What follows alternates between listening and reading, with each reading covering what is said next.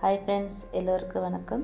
இன்றைக்கி என்ன டிஷ் பார்க்க போகிறீங்கன்னா, சிக்கன் பிரியாணி தான் இன்றைக்கி செய்ய போகிறேன். 1 கிலோ அளவில் எப்படி குக்கரில் செய்யலான்னு பார்க்கலாம். வாங்க வீடியோக்குள்ளே போகலாம்.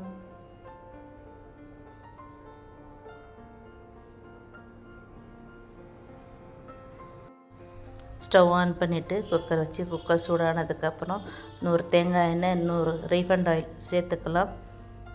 எண்ணெய் சூடானதுக்கப்புறம் கிராம்பு, பட்டை, ஏலக்காய், அன்னாச்சிப்பூ இது எல்லாமே ஒரு 5 எண்ணெய் எடுத்துக்கோங்க. அன்னாச்சிப்பூ ஒரே ஒரு பூ எடுத்துக்கோங்க. இதையும் நல்லா வதக்கி எடுத்துக்கலாம். கட் பண்ணி வச்சுருந்த நீல வாக்கில் கட் பண்ண வெங்காயத்தை சேர்த்துக்கலாம். இது ஒரு 1/4 கிலோ எடுத்துருக்கிறேன். இது வதங்கிறதுக்காக 1 டீஸ்பூன் உப்பு சேர்த்துக்கலாம். சேர்த்துட்டு நல்லா பொன்னிறமாக வதக்கி எடுத்துக்கலாம்.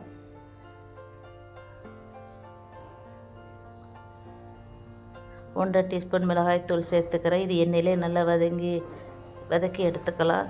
இது நம்ம ஃபுட் கலர் சேர்க்கணும்னு அவசியம் இல்லை. சாப்பாடு நல்லா ரெட்டிஷாக இருக்கும்.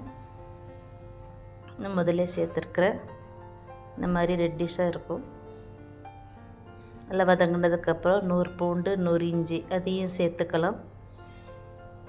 சேர்த்துட்டு நல்லா வதக்கி எடுத்துக்கலாம், மசாலா ஸ்மெல் போகிற வரைக்கும்.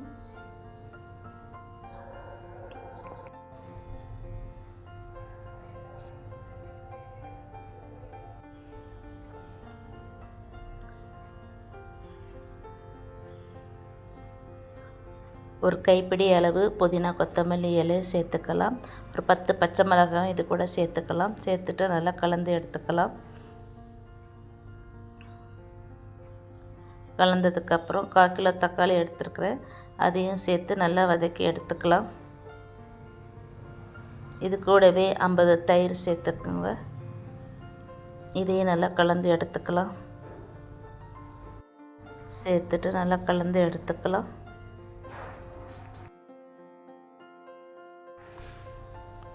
இப்போது சுத்தம் பண்ணி வச்சுருந்த சிக்கன் துண்டுகளை சேர்த்துக்கலாம்.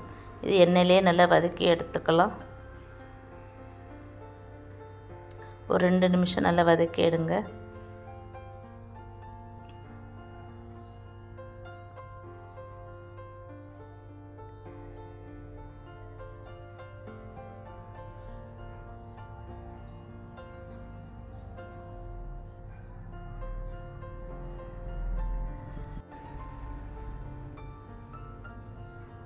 இப்போ 1 டீஸ்பூன் கரம் மசாலா தூள் சேர்த்துக்கலாம். 1 எலுமிச்சம்பழம் சாறு சேர்த்துக்கலாம். தேவைக்கேற்ப உப்பு சேர்த்துக்கலாம். நம்ம வெங்காயம் வதங்கிறதுக்காக உப்பு சேர்த்துருக்கோம், பார்த்து சேர்த்துக்கலாம். சேர்த்துட்டு நல்லா கலந்து எடுத்துக்கலாம். இப்போ குக்கர் மூடி போட்டு ஒரு விசில் வெந்ததுக்கப்புறம் ஓப்பன் பண்ணி பார்க்கலாம்.